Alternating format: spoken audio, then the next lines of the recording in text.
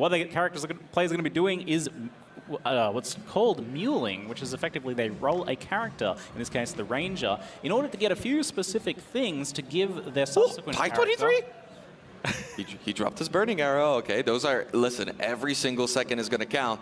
And those are seconds that do count. I do remember in the last ExileCon, there was a little bit of a problem for Type 23. He described the dropping a transmute and not being able to pick it up immediately as a difficult moment for him. So a little bit of sweaty fingers there at the beginning. Oh, maybe he was asserting dominance, you know? Maybe. Some sort of strange flex. But we are seeing the players on the Rangers right now. They're going to be taking down the first boss Illic, getting themselves a crucial momentum support, which they'll be using in combination with Leap Slam on their next character, and hopefully some very nice gear drops. I did see a transmutation for Tai Killer there. Very nice. And a couple rare items actually dropping as well. So that early loot can make a pretty big difference. The characters need a lot of different currency and items, and especially sockets. Getting some early blue links, I did see some nice blue links there for Havoc actually, can be crucial. The players need a red-green link for Leap Slam and momentum. They also need some blue sockets and some red sockets for the early game here as well. And with the way the vendors are at the moment, they can be quite static and it can be difficult to get some of those sockets that they need for the skills that they're going to use, and that can be quite tough. So now you see that the players have jumped over to Templar after just finishing that Ranger, stashing everything in the stash and then logging out.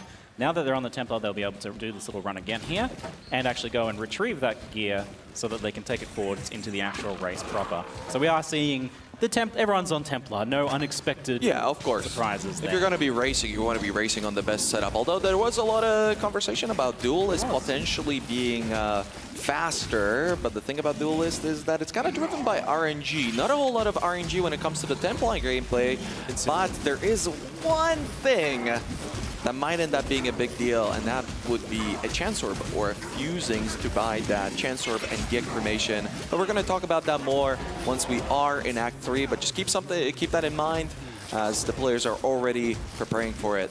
I like seeing some unidentified boots for Tai Killer. Let's nice go. Early movement speed can make a big difference. Long term, it doesn't actually... Oh, Tai fumbling a little bit with the stash there.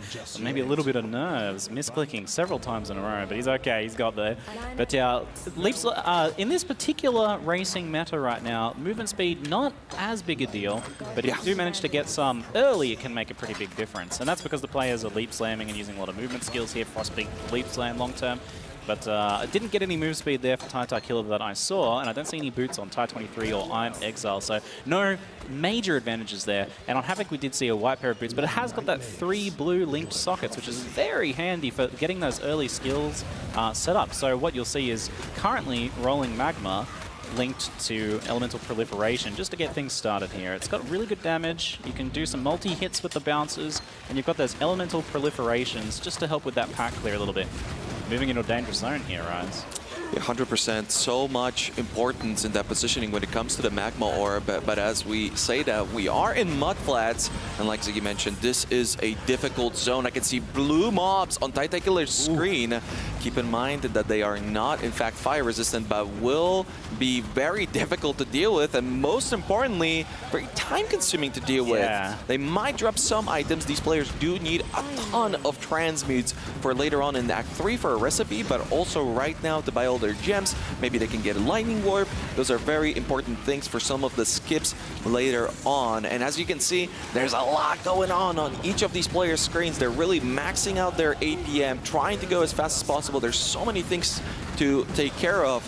But what's most important in this zone is survivability. So you want to get evasion, you want to get armor. Oh, a transmute for Tai Killer. He's definitely going to backtrack for that. That's a very important item, as Imexile in the bottom left is struggling right now with all of these Roas. So many white and blue Roas as he runs past what I believe is a 3-link. These players' filters are set up to the maximum. They're really min-maxed. They're always telling them what's dropping and what they need and don't need to backtrack for. Very important aspect of this race. Yeah, literally customized filters with specific audio cues for specific items, even down to things like actual sockets and weapon setups. And this is an actual, like, really interesting and unusual racing meta that we have right now as well. Different from anything that I've seen in Path of Exile history, where players are playing a spellcaster and leap slamming with melee weapons, despite still spellcasting, and that's thanks to some rather unique and interesting passive skills and some interesting crafting options that the players can take advantage of here, as well as a recent change to leap slam momentum, and it all comes together to create a actually a really my good Exile. What is happening on his screen? There's just so many blue mobs, but he's taking care of them wonderfully. Those double taps from the Magma Orb. Wow, that was really, really well played by Imexile. It's a very difficult pack of mobs to deal with. And some players might be listening to this and they're like, why aren't they talking about Havoc being in the lead? Well, he is. But there's so many things that these players have to take care of. There's so many things that they have to worry about that, depending on the sort of RNG that you're going to be getting at this stage of the game, you're going to be saving or losing a little bit of time. But you can already see that they are level 4. They do have their Frost Blink, which is very important for that animation cancel on the backswing of Leap Slam. And we've got Firewall in place as well to empower the Magma Orb and deal a little bit more damage. There's also a little bit of variety in these strategies that we're seeing from TyTyKiller. You can see that he does have the banner, and Ty23 also has the banner, but another thing that has been a big controversial subject is the fact that Havoc doesn't use Holy Flame Totem. Yeah. Did he just equip? Oh, he just equipped. Oh! He's changed his mind, right? He's changed his mind. Okay, see, that's what I like to hear, because in the qualifiers, he was pretty adamant about it being kind of a waste of time. I was on board with that line of thinking. It does take a long time to put it down, and you've already got your other skills doing a lot of damage at this point, but you know, here we go. Just every little bit of extra damage squeezed out has been deemed worth it here. So, so we've got 3 fire skills. As you see, 2 of them shoot projectiles, and the flame walls can help boost that damage up. So there can be quite a bit of damage stacked. It's actually a really interesting skill setup and quite high skill ceiling, as the players need to position themselves and the totem and the flame wall correctly. Chance Orb for TyTyKiller. Imexile has like 3 transmutes too. This RNG is cranked up. I guess something that we haven't mentioned is that if you watch the qualifiers, you would know about this. This layout is set. They all have the exact same fixed seed layout, with one tiny itsy-bitsy exception. Yes, Einhar. He's a troublemaker. Yeah, we wouldn't call it a bug. It's more of a happy accident. So if you do see Einhar and you're wondering why is that zone different, well, it's because Einhar doesn't follow any rules. He's a different kind of beast, so to speak. He does not follow the rules. He makes the zones however he sees fit. Yep. So if Einhar does appear in anyone's zone, their layout will be a little bit different as a result. But otherwise, all of the layouts are the same, and it comes down to getting what's called the read on the layout, and that's a crucial racing skill that is hard to see if you haven't watched a lot of Path of Exile, done some racing yourself. But there's so many different variations of each zone that they can be, and it's procedurally generated, but there are rules, there are tricks, there are all sorts of things that the players can learn for each and every layout that gives them a bit of a clue as to where the exit's going to be, where the crucial quest objectives are going to be, even things like where a pack of magical blue monsters might be, which is a lot of extra experience, for example. Exactly so. And some players would argue that the layout reads really are the most crucial aspect of racing past a certain point. Obviously, it's incredibly mechanically demanding. Like, you can see exactly how much is happening on screen, how many things these players have to worry about. 3 transmutes and a chance for TyTyKiller. You really love to see it. Exile doing great on those transmutes as well, as players are heading over to Brutus. I don't think we're going to be seeing a whole lot of ascendancy doing. Havoc's screen freezes. What is happening? We're having a technical difficulty. We do not want to see that. Hopefully we can get it squared away very quickly there. Uh-oh. We have a black screen. That does not seem right. Havoc restarting his game. He's logging back in. We'll see if we can find anything about that soon. It was right at the very start of the zone. We'll see if we can find out any extra information about that in just a moment. But for the moment, TyTyKiller and Imexile have been making their way through the lower prison into the upper prison now. All of them pretty similar in terms of progression through the zones right now, with unfortunately Havoc having to rerun that lower prison, as it looked like the instance did die and the zone was lost. Quite an upset, but definitely nothing that's going to keep him down. But right now, the race is very close. The race is most definitely very close. I wonder if we're going to get some sort of ruling on this. I could see visibly how disappointed Havoc was in the situation. Yeah. But if there's one player who can mentally recover from this and persevere, it is him. He really does have the experience. We need a I fully believe. I need a lag switch so that you can like manually lag everyone else if someone does lag, and just like even it out. Yep, that would That'd be just cool. saying, that wouldn't be a bad idea. All right, we have Imexile, Titacular, and Ty23. Oh, rewarded with a chance orb. Sorry to intrude, Ziggy, but Havoc gets rewarded with a chance orb. So He's farming. yeah, no RNG for him. That's definitely going to help. He's farming, that's it. We're moving into the Brutus fight now, which is a fight that's very big on... I talked about that positioning earlier with those skills and the player positioning, and the Brutus fight really rewards good positioning in terms of safety and also a lot more damage. If they can get the totem on the other side of that flame wall, the flame wall on the boss, themselves firing through the flame wall and double bounce hitting the boss, then they can maximize their damage and thus their safety. And we see an excellent kill from Imexile, and Ty23 only moments behind as well. Titacular kind of drawing Brutus into a corner here, and Brutus is moving around a lot more, which is slowing him down. If you can get him to stay in position, locked into one of his slam combos, it goes very low there with a chain pull. The flask is empty. He has no flasks whatsoever right now. The only way he can heal is from the Holy Flame Totem. The regen on the ground there, but he's just going to not get hit. That's his strategy. He does Oh, that was a bit close, Titacular. Making me quite nervous there, mate. He gets through, though. What a save. Very nicely done. Yeah, but you can immediately see how difficult those fights are. Ty engaged Brutus before Exile and yet finished last. So how you perform in these fights can make a tremendous difference. And that being said, Havoc fully caught up and ahead of Titacular, having already dealt with his Brutus. Yeah, some real good stuff. It doesn't seem to be having the most RNG. That game crash was incredibly unfortunate, and yet he's blasting. Yeah, this is the Havoc that I know. If you were worried about that little technical difficulty there, that little hiccup, then look at him go. Making that ground up very quickly. Very nice. Ooh, interesting. Okay, Exile's getting an acceleration shrine. He picks it up. Every player gets the same amount of shrines. The only difference is going to be in the mob type and the mob density that the players are going to be getting. But when it comes to shrines, they have to find it. They have to find it. If they don't find it, I do believe. Well, it's kind of right there. Yeah. Yeah, we've got Ty23 getting it as well. We'll see if Titacular and Havoc also manage to get the same shrine, because acceleration shrine is certainly big for getting through a big open zone that essentially is just skipped like this. So all players will definitely want to pick up that same shrine, otherwise they're losing a little bit of time to those that did. But we see Ty23 and Imexile taking a little bit of a lead here in terms of progression.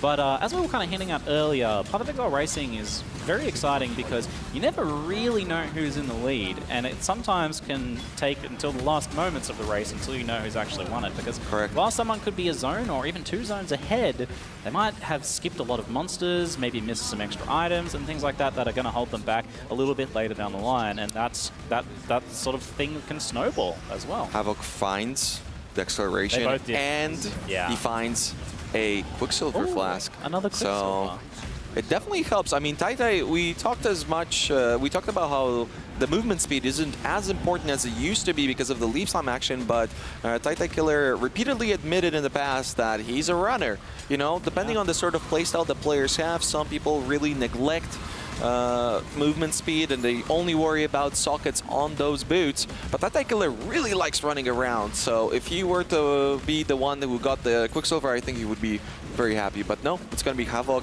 You know, Chris turning on the RNG after that technical issue.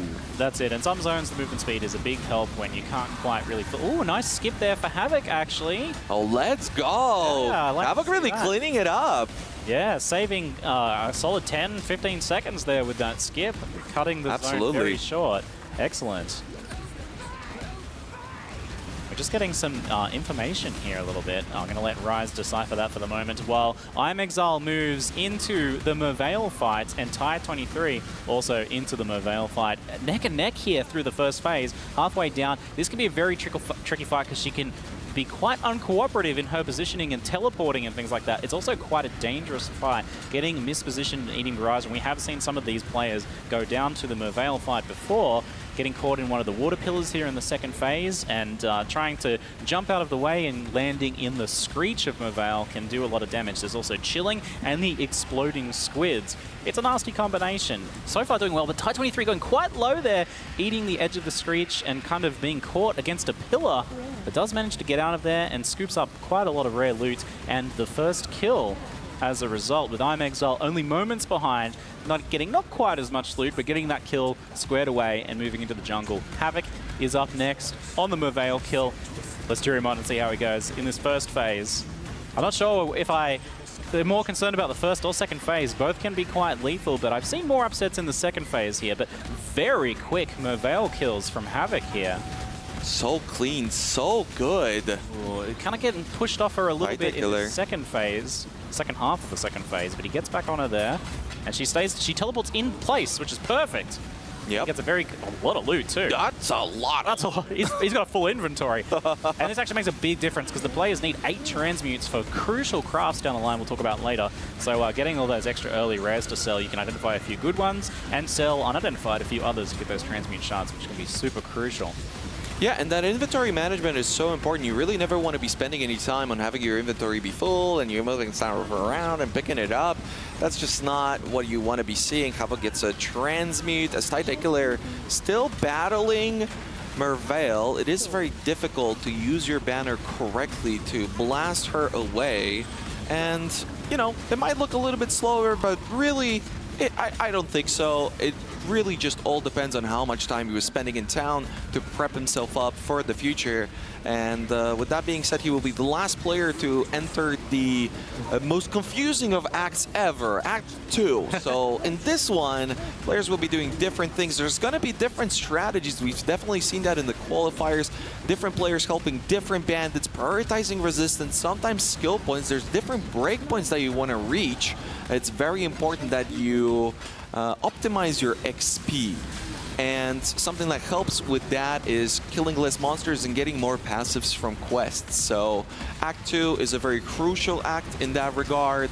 And let's try and pay attention as to how much is happening as Titanic runs into a giant shrine. And those bears are dangerous. We were talking about this earlier, but if you saw players losing HP very quickly when it came to Merveil, that's just because they're going so fast and they can't afford to spend the time to really improve their character from the defensive point of view. They just need to power it up as much as possible. Havoc just farming a lot of currency here. He's got rare gloves, Orb of Chance, plenty of scrolls, and he's got another acceleration shrine in a rather crucial zone, the Chamber of Sins. That can be used to either get through the zone very quickly or farm up a lot of experience, as there is guaranteed and set magic monster packs in certain places in this zone that the players will know.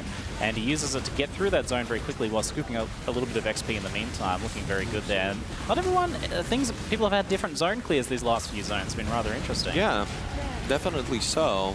And so many acceleration shrines, though. We have almost tied kills for Imexile and Ty23 on Fidelitas there, with an acceleration shrine to speed things up a little bit. And Havoc and Killer not too far behind. Havoc currently just about to head to the boss, and Killer just a little bit of a zone behind in Chamber of Sins 1 now. He does manage to get that shrine as well. Uh-oh. Through to the second zone. Exile sees Ty enter the riverways in front of him. I wonder how much of a motivating push that is. I love it. Yeah, you always love to see that. They are, in fact, playing on the same realm from the looks of it, so they are going to be seeing each other in town. Oh, Imexile just getting caught in a circle there. Fire. That was so dangerous. If that was PoE 2, he'd be dead. He absolutely would have been. He would have been the so stuns are so deadly.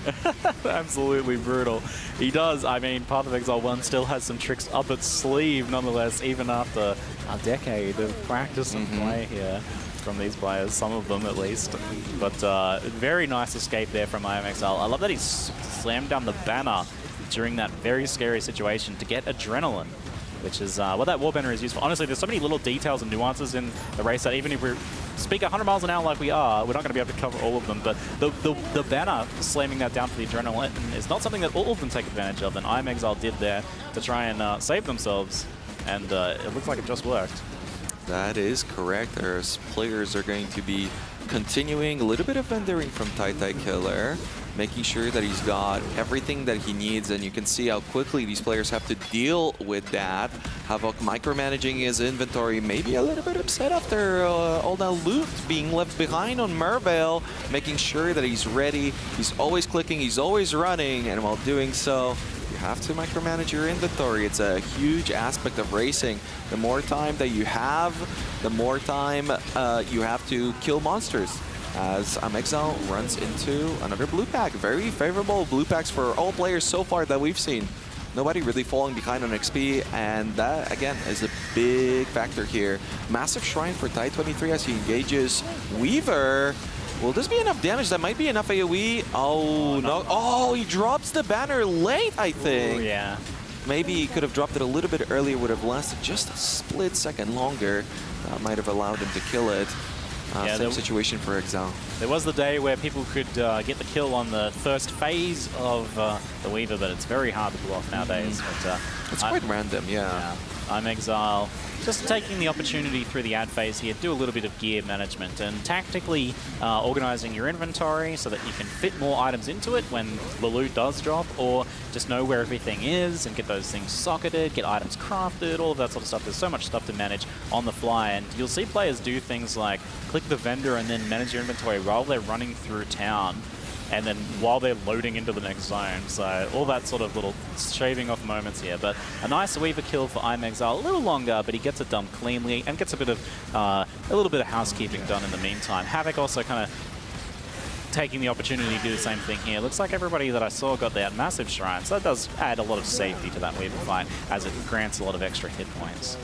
Yeah, I absolutely think so. TyTyKiller, interesting, I caught a couple times that he's been picking up a lot of blue items, but he just picked up a sword, which you can vendor blue items for either transmutes or alterations if you need them, but then immediately drop the transmute after. I wonder if he's gonna continue with the same strategy, as Ty23 will be the first person to take down Creighton.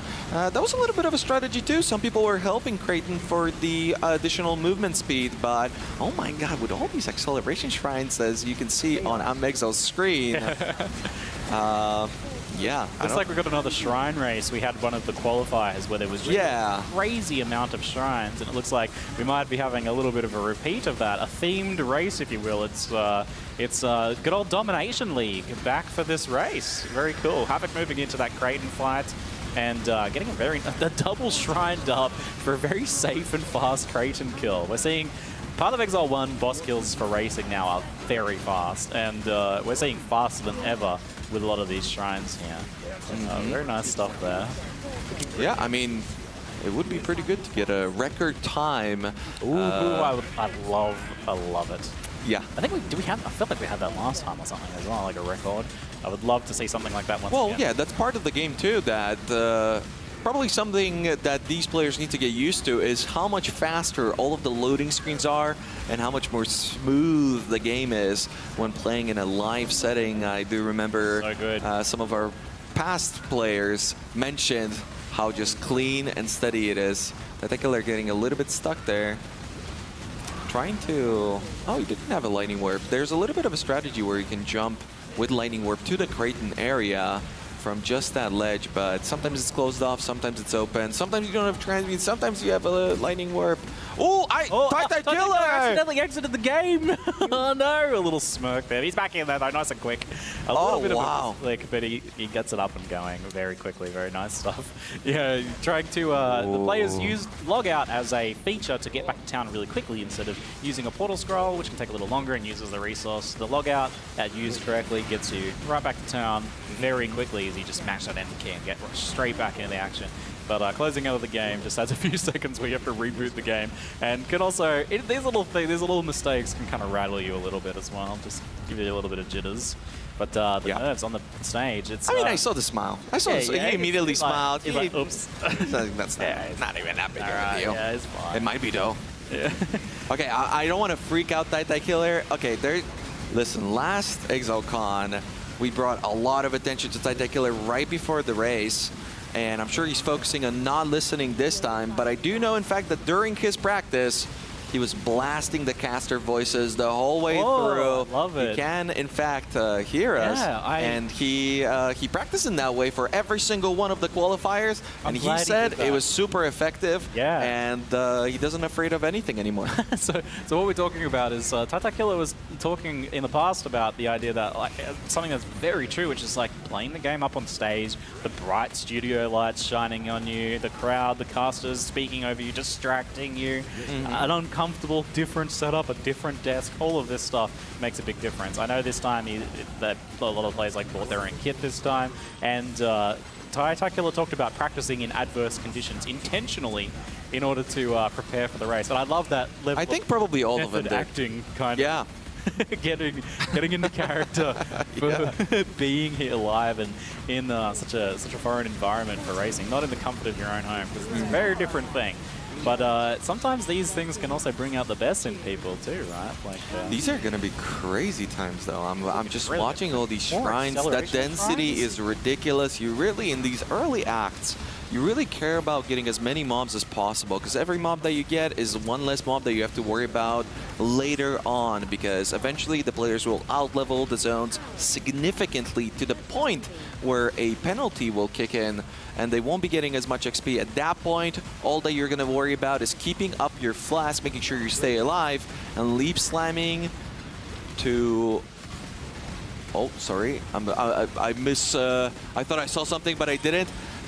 Just into the sunset. Leap slamming into the sunset. Nice. Imexile picking up a nice alchemy in the caverns. Very nice.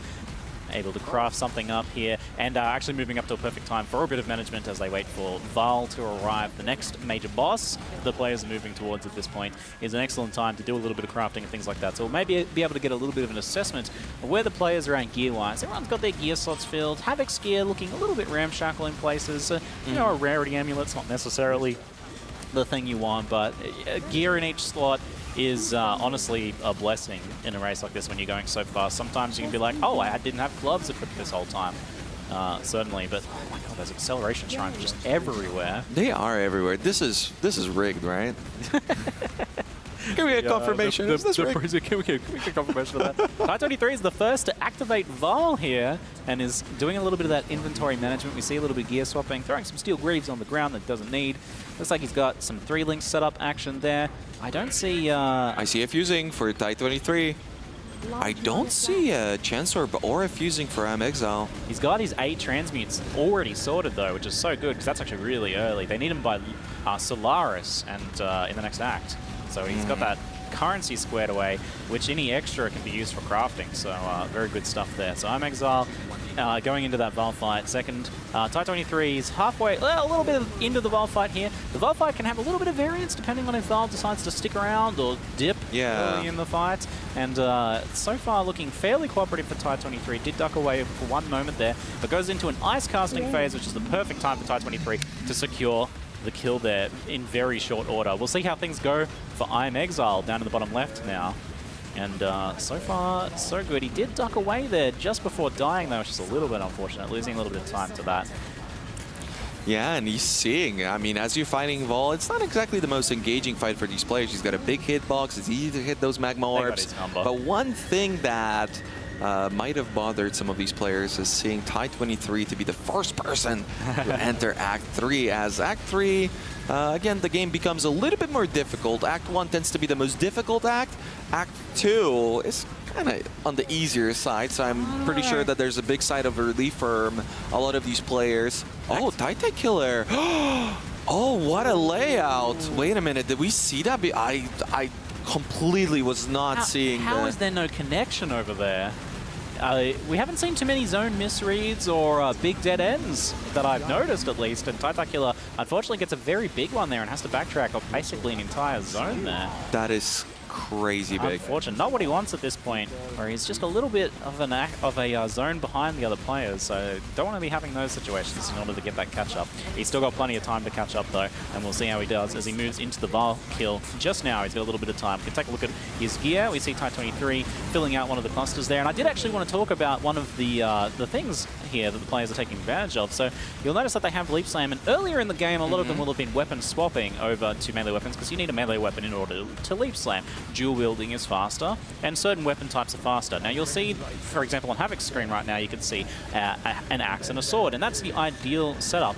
Interestingly, though, in the current racing setup, the players will actually use that for spellcasting as well, and that's because there is a very cool dual wielding node that gives attack and cast speed, so both that movement speed and damage for their spells, but also the mastery, when they take that full cluster, can give 50% increased damage, which is a huge amount of damage at this early point in the game, if you're using two different weapons. So that's why they have that sword and axe. Such a cute and interesting little thing that the players have discovered and taken advantage of here that's created a kind of a unique little racing style. So very cool to see. 2 shrines for Tide 23, 2 shrines from Imexile, but Imexile, no acceleration. But he is catching up. It's very close. Tide 23 will be the first person to take down, well, almost take down Piety as she jumps we'll ship. see her again.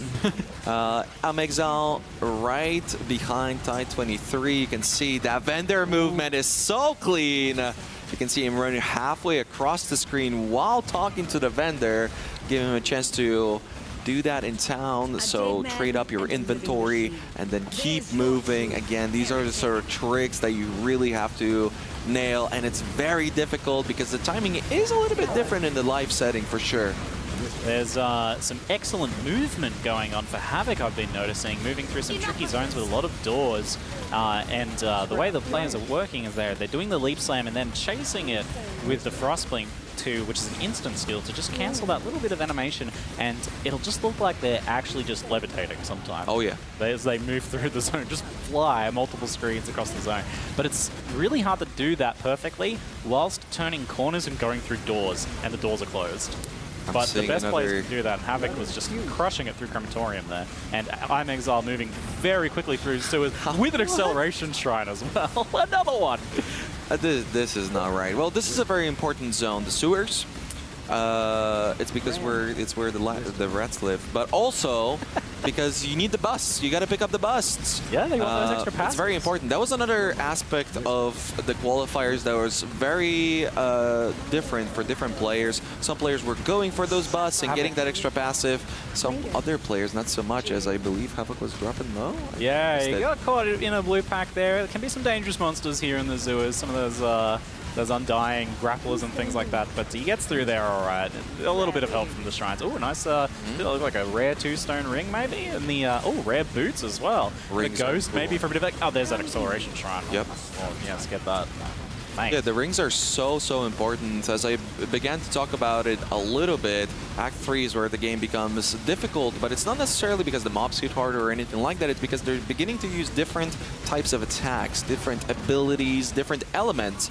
And so for that reason, you're going to have to prepare your inventory to be able to switch out the different setups of gear. If you're fighting Dominus, you might want some lightning resistance. If you're running through Crematorium, you want fire resistance, right? If you're fighting Piety, well, depending on the player, you might go with different sort of setups, as I do believe the players will be able to still abuse some of the portal tech to exit the fight and reset the portals, which might make Piety significantly easier than how other players would do it typically. Yeah, certainly won't be doing that in Path of Exile 2, but for now they can take advantage of the portals. We'll see how that goes. Got Titacula moving through his sewer kill there, getting back into a little bit of a corner, but uses the opportunity to kill a few extra monsters, so not too bad a situation to be in. Havoc just picking up, guess what? It's another acceleration shrine in the battlefront there. He does leave, and that was a little bit of a... he's backtracking to do his Solaris, I see. Didn't really get to take advantage of the acceleration shrine, it seems, as he moves into Solaris there, killing off a few extra packs, as he's really trying to chase down that rare monster, taking quite a while. He does get the kill and gets a nice level there just before moving into the next zone. So I believe we saw it there. I think, was that taking the minion damage is the current strategy on the tree there as well, the minion damage scaling to get a little bit of extra damage scaling, and moving across to pick up those nodes there as well. So you can get you can convert minion damage over to scale your spell damage.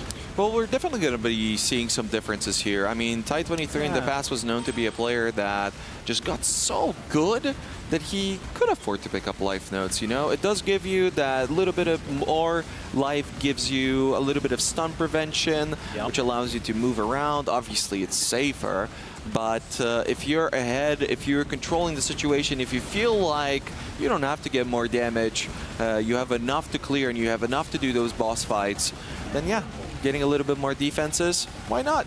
And Act 3 is the perfect act to do so, as you're going to have a much better understanding of where you're at in terms of RNG, how your gear is looking, and this is already the beginning of when these guys are thinking about when is that moment where I no longer kill mobs to get XP to improve my character and instead try to progress as much as possible towards Innocence and Kitava.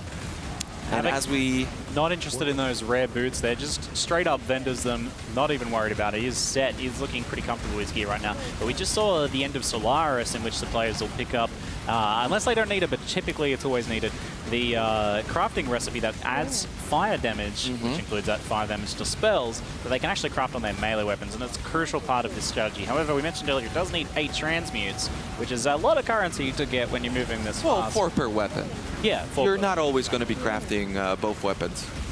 True, true. So 4 to 8, depending on the current weapon situation. But you don't tend to find spell damage axes or swords, so yeah, it can be really nice to be able to craft that and actually get quite a lot of damage. It actually comes at a really crucial time as well, because you get that at Solaris, and if you have the currency sorted straight away, you can get that craft done just in time for the Piety and then Dominus fights, and those can be really tough if you don't have a lot of damage, especially Piety as she moves through her phases. But if you can get a lot of damage, you can kill her really quickly and it becomes a lot easier and a lot safer. So timing on that, it can be rather crucial. I haven't seen Havoc go to the hideout yet though, so we'll see if he goes and does that in a moment. Yeah, I mean, if he can take his time to do so, why rush it? You have all the time in the world. They're around the 37-minute mark, which is really fast. I mean, these acceleration shrines are playing a major role. Obviously, the players have improved tremendously. We have a little bit of a difficult fight now for Imexile. That's going to be Vicious, who does a lot of fire damage. You do need to kill him for that previously mentioned incredibly crucial Chance Orb, or excuse me, Chance Orb that then you use to buy Cremation. But I don't see a Chance Orb for Imexile. I didn't see it fusing either. Yeah, that can be tough. The players will be transitioning from Magma Orb, or Rolling Magma as it's known these days, into Cremation and Armageddon Brand with a little bit of Desecrate to create corpses.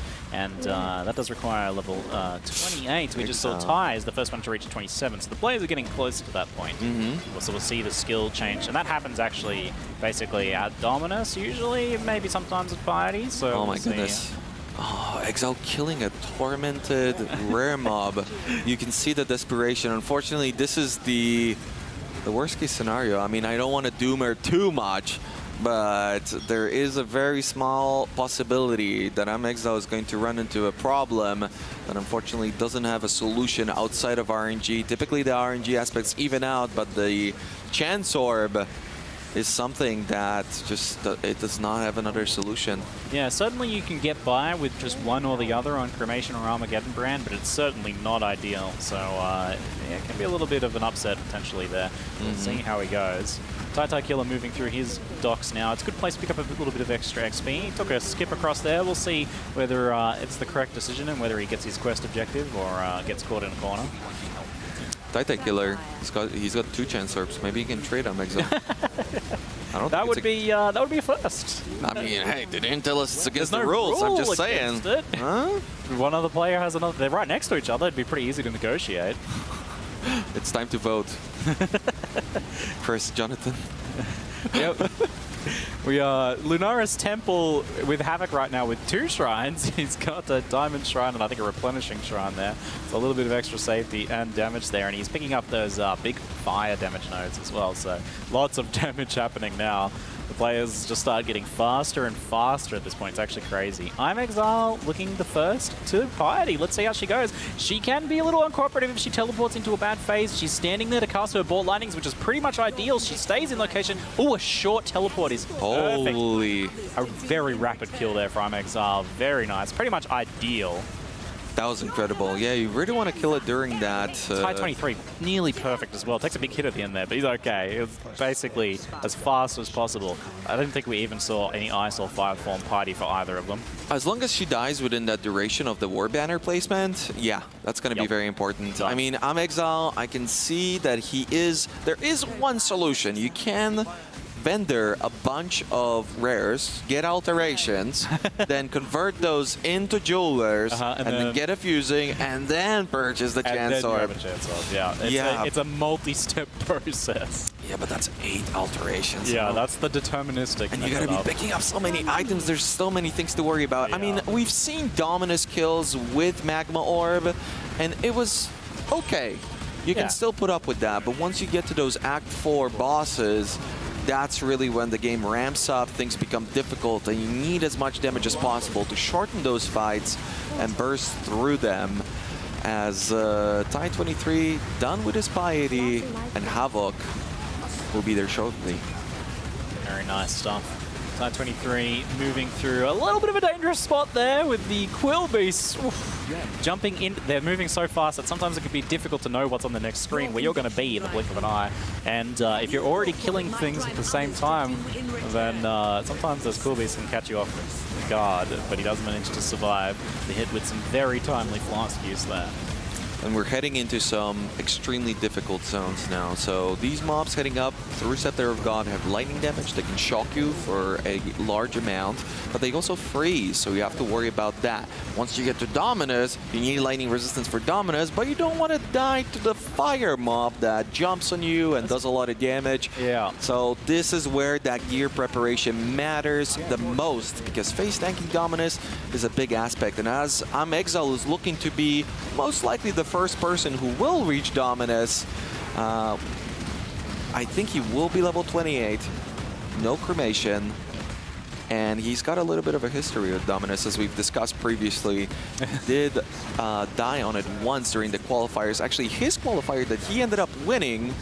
He can afford to lose a little bit of time here, but he can't afford to die, I don't think, considering the cremation situation. So we're seeing the first phase of the Dominus fight now, in which a bunch of different unique Guardians are summoned, and they're not too bad. If you can kill them in a group, that can certainly speed things up. There's a little bit of a danger there, but Imexile getting through quite cleanly, and you'll notice that he's pre-placing the Flame Totem, the fireballs and everything, because he knows where they're going to spawn, so that damage is already there and going as soon as they're spawned in. But here comes Dominus for the actual first phase, and you want to be able to basically just take him down before he even teleports away here if you can. And we'll see if Imexile manages to do that. It's a short teleport, still kind of in range of his current position, and he gets the kill very nice. You see he's already moved over to the right spot for the second phase there. Ty 23 going through his first phase now, and we'll see how it goes for him, while Imexile does a little bit of gear prep ready for the second phase there. Ty 23 dodges the slam, which he kind of just locked into, as like sometimes they'll use a skill even when they're already dead, but he already had him taken down there. So Ty 23 moves into the second phase as well. They're so close! Imexile, second phase here. Let's see how he goes. Yeah, you can still see that it's a pretty clean kill for Imexile, who is slightly ahead. Very nice. Very good job by him. Dominus doesn't move a lot, so the Magma, rolling Magma is still so effective. Ty 23 taking a little bit more time despite having the cremation pre-placed. How's this happening? And the Herald of Thunder is on the ground. Yeah, he's going back to town. He's got a little bit of extra stuff to do there. This is interesting because Ty 23 known for the coolest Dominus kill of all time. Oh, yeah. In which he killed Dominus without even looking at him and just teleported to the next zone within the blink of an eye. It was something, it was supremely cool. But a bit more reserved and safe here playing it today with the portal pre-placed and everything, actually. I like it. He's a little more conservative there, perhaps. But Imexile taking a slight half-zone lead here. We're starting to see now where things are starting to shake out a little bit more in terms of who's leading the pack. And very close between Imexile and Ty 23. Just a little, maybe, edge there for Imexile. It can be difficult to tell if someone's got a little bit of a gear edge that might play out down the road. But Havoc looked like he's taking third spot with Tai Killer just a little bit behind him right now. Havoc moving into his second phase of Dominus as we speak. Yeah, and a big part of this is also something that actually Ty ended up pretty much inventing, which is aura management. So you're going to be seeing players switching to determination whenever they need a little bit more safety, and then playing with anger when they need damage. Typically, I might have reminded Ty of doing so. No, well, maybe, no, I'm not quite sure. He was switching out something. But yeah, typically when you're running around and trying to go as fast as possible, you're going to be running around with determination as you do have enough damage. But then on those bosses, when you need to maximize your damage and really burst them down as quickly as possible, you're going to be running anger. And another acceleration strike for Ty. Oh, okay. He's going so fast. Unique dropped at the edge of the screen. He didn't even look at it. He's just like, I got places to be, mate. I'm not even going to look at what that was. I don't even know what it was. Exile's getting another. Okay, like this is rigged. Look at one of these shrines. That is. Oh, Ty, I believe he clicked exit game. I think we had another misclick on the wrong button there. But yeah, the game's faster. Yeah, that's nice fast load speed there. Oof, very nice. It's just fast here. Yeah. All right, we're gonna. He does have the banner. Okay, that was a slight mistake, not a. Yeah, I was thinking for a second because they're clicking so fast. I mean, a lot of times Exile is pretty much doing it instantly. Whenever he picks up an item, he immediately clicks to change the character selection screen. And yeah, it just looks super scary. I don't know if I'd be able to do that. I've done that before where I've like went to click up the quest item, logged out, and then I realized, oh, I didn't actually pick up. Okay, Exile's getting so many acceleration shrines, I'm pretty sure he just ran past one. I mean, it was a really dangerous pack, and he knows that he's very close to the exit, but still. Too fast even for acceleration shrines at this point. That's kind of ridiculous. Killer moving into his Dominus fight now, taking out the ads. Ooh, very quickly. His damage is looking very on point. That is what he needs to be able to get through this fight nice and quick there. He's got his Cremation and Armageddon brand running there, doing lots of damage. Being able to pre-post those Cremations as the mobs spawn is a big help in getting those damage preloaded and to burst them down right as they appear. Havoc moving fast right now. Oh my god, we are at the pinnacle of kill monster fast, both in terms of these races, but also in terms of the acceleration shrines that have been seemingly hand-placed by the developers here. Killer's inventory looking like a little bit of a mess. He takes a moment to get a sip. Nice. It might be chaotically organized, you know? It just might be one of those things where he knows what he needs, he knows what he's got, and he's not going to be picking up that much more. He does seem pretty set up, which is very nice. It's going to give him an opportunity to catch up as Imexile with another accelerate. He's got another one. It's been every zone in Act 4. Huh? Actually nuts. Killer gets his Dominus kill down. Second We'll skip from Ty. Oh, he gets it. Nice. There we go. Yeah, very cool. Sorry, guys. It's just going by so quickly. There are very important skips in Act 4 in the Reso zone specifically and in Combs zone as well. But sometimes you see players, even though they have the possibility to go for that skip with a Lightning Warp that you're later on going to be needing as well, Imexile gets another acceleration.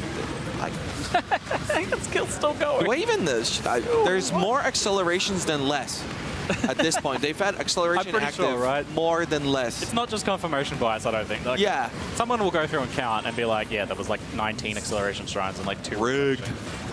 But yeah, sometimes you're going to be skipping, like you're seeing on Havoc's screen. He went for the skip. And sometimes if you need a little bit more XP, those cages do offer a lot of it. Again, you can see it on Havoc's screen at the top right. Ooh, a little bit of movement there, but it's still clean. A big skip from him. Nice. Gets both of them. Very nicely done. Yeah, with all these shrines, I think they just have so much XP. None of these players are going to choose to actually fight the monsters at this point. Buckle just snapped out of existence there by Havoc. He's always a fast boss fight, but that was something else. It's like our commentary can't even keep up with explaining the various skips and things like that. They're moving too fast with acceleration shrines. But yes, there is some crucial skips there that it's too late to explain. They've already done it. Yep. But we do have on Kalm's Stronghold the potential for a huge skip actually where the lava falls can be jumped up from the right angle, bypassing sometimes up to half of the zone. There can be 1 or 2 of those, and they're much easier to do with Lightning Warp, but they can be done in some of the ways. It can be a little difficult. But I don't believe we saw any from Imexile. I don't think I noticed one. We'll see if any of the other players manage some zone. Ooh, Exile! Yeah, see, this is the big problem when you have to use Magma Orb. When you don't have that Cremation, you're having to continuously cast. Oh, that is brutal. Yeah, you're just standing around. You're in danger. Look at him, though. He's still winning, though. Man, but the frustration. Yeah, I can see him boiling. It's going to take its toll a little bit more and just bleed away his lead if he gets stuck in that situation for too long. I'm double checking unless Exile had a different zone with Einhard. There was no skip in the most crucial part of the Combs dream. Yeah, sometimes there just isn't the opportunity, and it looks like it's a pretty low chance. Yeah. It's like 10%, but we might be seeing it here. Yeah. Oh, he leaps it! I don't think I've ever seen the leap slam up there. Okay, buddy, relax. Most players are getting lightning warps for this. He leaps it. He's like, don't even need the lightning warp. I did not even know you could leap slam up. I had no idea. Specific ones maybe that can be just leap slammed up. Yeah, I have to get the right pixel though. That was cool. That was very cool. I don't think I've ever seen that yet. I love seeing things for the first time ever as a commentator live at the Exile. Yeah, but that's the difference. This is why we're sitting here and they're sitting over there. They know every little detail about what needs to be done here. Hundreds of practice runs, finding all of Havoc. Lightning warping, he's got the acceleration, gets through. But you see, not as fast though, yeah. That was pretty fast, but it still took a while longer than Ty's jump. And the difference in understanding of the game comes through there. And every single second is going to count, as Imexile will be the first person to enter a very difficult zone to run. That's going to be Belly of the Beast 1 and Belly of the Beast 2. Combined, both of those zones, I think, have like 20-something layouts, and they're pretty hard. I guess the mobs get hard. Zone. Both the zone layouts and the monsters make me very anxious in this zone that they're moving through right now. In particular, those little creatures that stick their spikes out and do a nasty puncture. Sometimes you can just leap into the middle of the pack and they all just whack you at once. It could be a real problem. But Imexile getting through pretty cleanly there. I was a bit worried about one of the packs he was jumping through. Ziggy, we have crossed the 50-minute mark, and players are getting dangerously close to Act 5. Yeah, because Act 5 is very quick. If you guys think this is fast, Act 5 is absolutely ridiculous. Everything is set up. They are just going at that point. Killing mobs offers nothing for them. They're not getting XP. They're just getting flash charges. And so once we're there, it's going to get ridiculous, and the time is insane. And from the qualifiers that we talked about before, nobody got a time that was lower than 1 hour and 6 minutes. This might be under an hour, which was something that a lot of players thought was physically impossible. Nobody's ever even seen a time like that. I can spoil this now.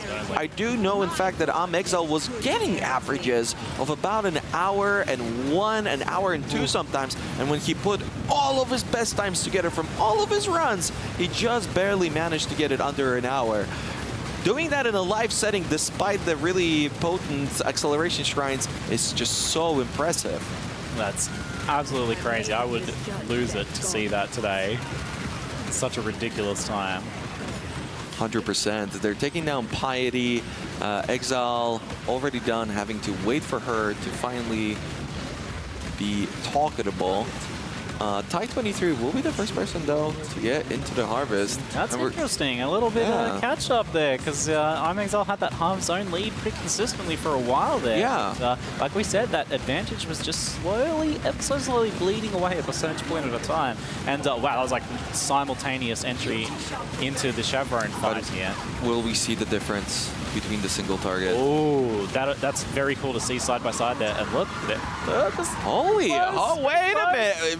Maybe Exile didn't want to find a magma, or maybe he practiced so much that he knows, or he didn't need to find the cremation. Yeah. Maybe he practiced every worst case scenario. Maybe he practiced a scenario in which he actually doesn't get it.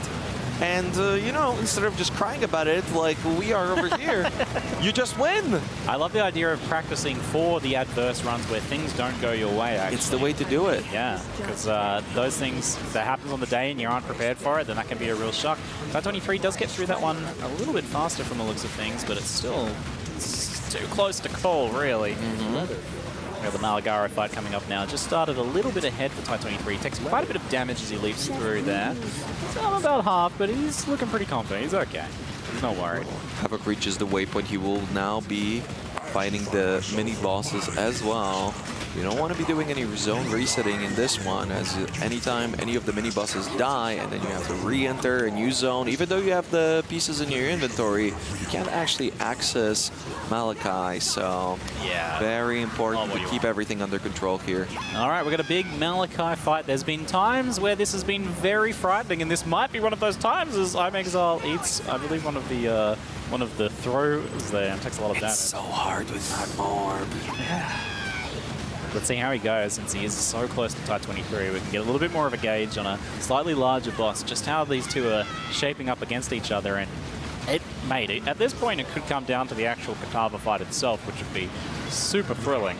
So much shotgunning in Kitava, though. Yeah, it's very Any quick. moment that goes by for Imexile, I'm sure he is praying. You want to be getting into that Kitava fight before your opponent. Yeah. Yep.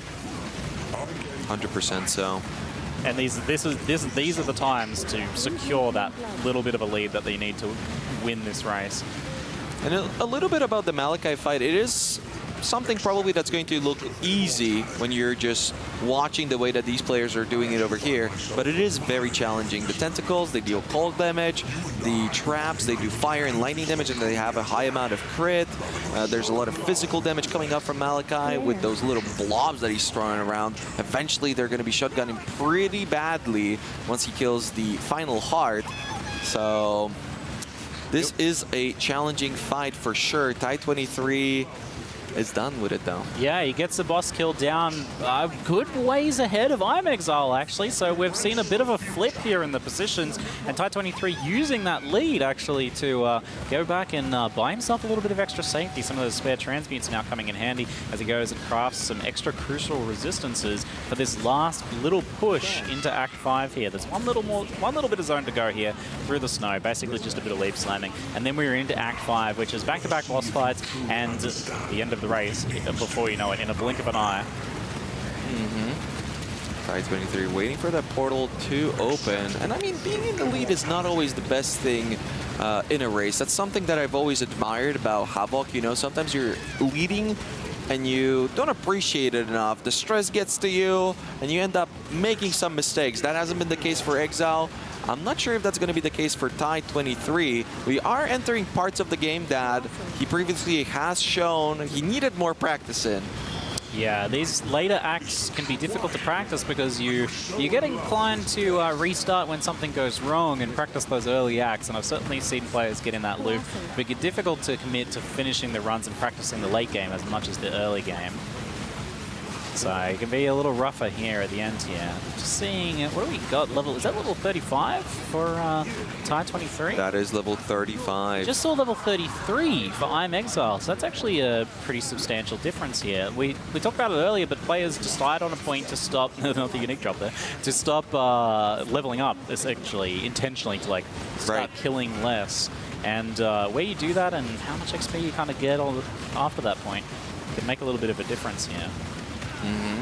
Very much so. A difficult zone. Control blocks. Needs a good read. A great jump from Imexile there. He knows exactly where to go. There you go. That skip is so important to know about. That's something that people found out pretty late into some of the qualifiers, and everybody started practicing the zone. It's so cool to see that they did in fact figure it out and can replicate that skip 100% of the time. Very nicely done, saving themselves a lot of time from both Tide 23 and Imexile, who's just now getting his Eyes of Zeal. Yeah, so I mean, this I mean, they're not getting acceleration shrines every time, at least. Yeah, anymore. no, we seem to have run out of acceleration shrines. Sorry, that was the supply has been consumed. I want to say I'm happy, but speed. It's like I want him to go fast, but at the same time I want the event to last. So I don't know. That's it. Hey guys, can you slow down? Come on. Yeah, give us another 10 minutes maybe, please. No, it's not going to happen. Look at him go. We have a couple of very dangerous zones here. The monsters in here, we have seen upsets of people jumping into a blue pack and getting taken down. Certainly at this point, you're starting to get really under-leveled. So we just saw Tide 23 hit level 35. It's a level 42 zone, 7 levels under. And if you look at their HP, You know, the Imexile's got 742, I believe. Ty23 has 755, very close HP, but none of those values are close to what you would have in an average player's run, I think. No, yeah. The regular players don't usually equal the zone level, maybe a little bit over if you're doing the mechanics, right? But no, that's not the case here. Ty23, 7 levels under. Imexile, even more, like 9 levels under. Yeah, Imexile knows that he needs to cut corners. We were talking about how much he was keeping up, but the cremation is just such a big deal. He's rushing, he's charging. He still can win. It is going to be very close, but it might boil down to a mistake from Ty23, a man who has shown at the previous ExileCon he doesn't make mistakes. No, he's very much all about securing that big win, and I think he wants to be in the lead. That's the position he wants. Yeah. Not to be like trying to play the catch-up, as we've seen from some of the qualifiers. But here he goes into the Innocence fight. It can be a very dangerous fight, but players have kind of got this one down pretty comfortably lately. I haven't seen too many upsets recently, so hopefully we won't see any big deals here. There is some ad phase here that they have to go through, which is relatively safe, and you'll notice that they know that they don't really have to chase down all those bubble mobs and things like that as well. You say that, Ziggy, but we do see a little bit of a difference between those two players in their strategy and approach and the confidence that they both have. As one player clicked a certain item, as I know Ty23 can hear me, so I'm not going to say for him to click it too. You can't click it anymore, Ty. No portals. But Exile's got a portal present in case something happens. Yeah, the little safety portal there. Yeah, he can recover. It is nice to have a few portals to go into that Kitava fight coming up, so hopefully all the players are squared away for that by that time. But we see Havoc actually making, I feel like, a nice bit of a catch-up there as he's moving through the Chamber of Innocence himself now, so he's not far away from that Innocence fight himself. We did just cross the 1 hour mark, so it's not going to be under 1 hour, but it will be very, very, very close. I mean, you might think, oh yeah, they've still got to kill Innocence, and then they've got to like go to Kitava. It's like literally like it's 3 leap slams away after you finish Innocence. Yep. So we're not far away, just minutes away from closing this out and seeing who's going to take not only top position, but second and third are also a big deal, as there is some significant prize money on the line here. No pressure in the last moments of the race here, guys, but woo! I mean, we're talking a lot about Imexile and Ty23, but look who's fighting Innocence as well. Hey. You know, normally we'd be full screening somebody, focusing on them a little bit more, but it is just so close with Ty23 also catching up and doing incredibly well. His management of those items, of those auras and abilities is just so supreme. He's always the player that shows his magnificence in the later parts of the race. And Ty23 will be the first person to enter. Oh, Havoc went very low there to some projectiles from Innocence. Havoc does have a little bit of a history with Innocence. Yeah. He has had some situations in the past that were tricky. Oh, and so again, Havoc, please. No flash. Oh, Havoc! Oh, absolutely brutal. My heart shatters. The devastation. Did he have a portal up? I don't think so. He doesn't have any portals in his inventory. That's going to be a full minute and a rerun from the waypoint. Oh, you can see the countdown on the screen now. And this allows Ty23 to catch up and puts Havoc almost certainly out of the top 2 placements. Yeah, the battle for 3rd and 4th is going to be a big race between Havoc and Tai now, as this gives Tai the killer to even it up. And Havoc is going to have to fight real hard from this. He's going to have to do some extra running there. The lack of the portal, the court in place, absolutely brutal. Oh man, that is going to be... His HP is 678. I'm sure he's most certainly brewing, as Ty23 and Imexile are currently in the ossuary neck and neck. Oh, Ziggy, I hate to say, it might just boil down to a cremation. Yeah, like we said, with that advantage that he had for so long just split away slowly. There's almost imperceptible differences in the end. But, oh, no, Imexile, please, no. He almost goes for the logout, but he doesn't.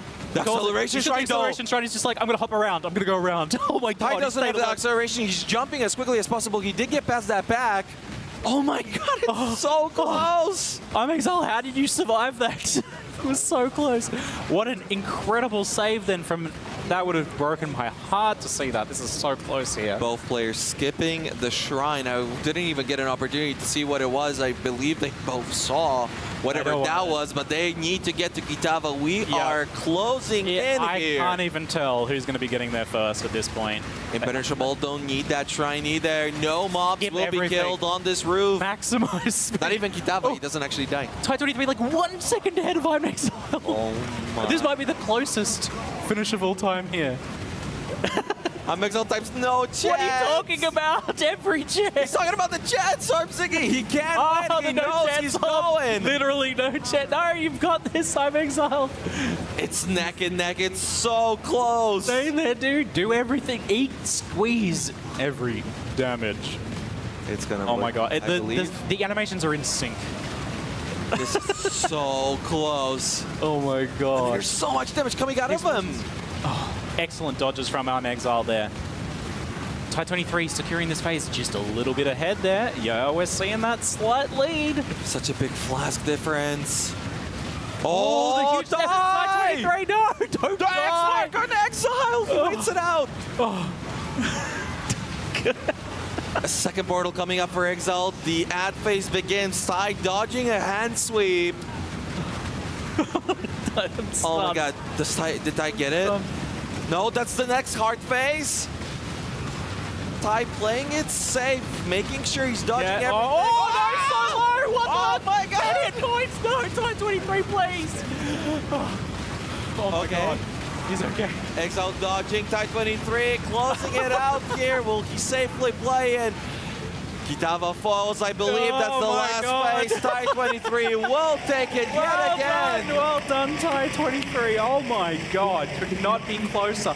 And the heart-wrenching near miss in the final seconds there. TIE-23 is your grand champion for ExileCon 2023. Oh my god, it rhymes perfect. Oh my goodness. And I have to say also, good job, Imexile. He knows the position that he is in. He's all right. He's all right. Imexile taking second place as well. A huge congratulations and round of applause for Imexile for an absolutely huge race there. That is the closest race I've ever seen. Yep. It literally just came down to that slight percentage point difference in the kill speed at the end of the fight there. Wow. Well done to the both of them. Absolutely huge race. I can see Imexile battling to write no chance. He writes GG instead. The team player until the very end. Guys. Huge claps, I think, for Imexile for really blasting away during this event. He did so freaking well, despite the odds being stacked up against him. Great performance from both of our players. And as I say that, Havoc, as we're still going for that third let's see the battle place. for third and fourth place. It is fairly close. I couldn't even look at the top half of the screen during that. There was way too much. I don't know what's going on. We're going to fight. I think Havoc didn't have a portal, and I don't think he had waypoints. I think he had to rerun a significant portion of the game. TIE Killer, allowing TIE Killer to catch up and get onto the rooftop as the first player. It is fairly close. Yeah. No pressure, TIE Killer. He did have that little bit of an unfortunate rip in his qualifier that he ended up winning. He could afford it, but will he be able to afford it in this race? Oh, Havoc! Extra physical That's damage. just not fair. That is not fair. Oh no. This event is straight up rigged. Havoc with the the death at Innocence earlier is a huge upset. The players take a lot of risks sometimes in skipping certain waypoints and things like that, and there are certain deaths that can just be brutal if that happens. You have to run so many zones to catch back up if you don't have those checkpoints. But let's see TIE Killer over the finish line here as he secures his third place in the Kitava kill. And what a race for all of our racers here. Supremely entertained. I have been, and You're calling it? Have you all been? Oh yeah, I mean. Wait a minute. It's still anyone's game, but I'm just saying that I've been supremely entertained, and I don't know. Have all of you enjoyed this race at home and in the audience as well? We're going to move over just a moment here as we see TIE Killer through the end of the race. All right, folks, we are securing and wrapping things up here. Huge congratulations once again to Ty23, Imexile, and Taitai Killer, who will be taking third place there, and Havoc. Thank you very much for a good show from everyone. Oh, we have about 2 more minutes as the players are still blasting away. We're being herded to our positions. I think I called it a little bit too early. Yes, there we go. Taitai Killer is still battling away at Kitava. He's doing incredibly well. He's fully in control. He knows what he's doing. Those cremations are being put down in perfect position. The Desecrate played perfectly as well. We'll be dodging those little bit of degeneration on the ground. He's got enough HP to deal with it. And with that being said, he will be taking it down with Havoc fighting Kitava right now for the 4th place. He locks it in and secures his 3rd place. Congratulations to Taitai Killer for doing so. Excellent race from everyone, and a huge round of applause for all of our races today. And a thank you to them for the entertainment. Very cool stuff. Supremely entertaining race. All right, folks. I believe in just a moment we'll be heading over to the stage as we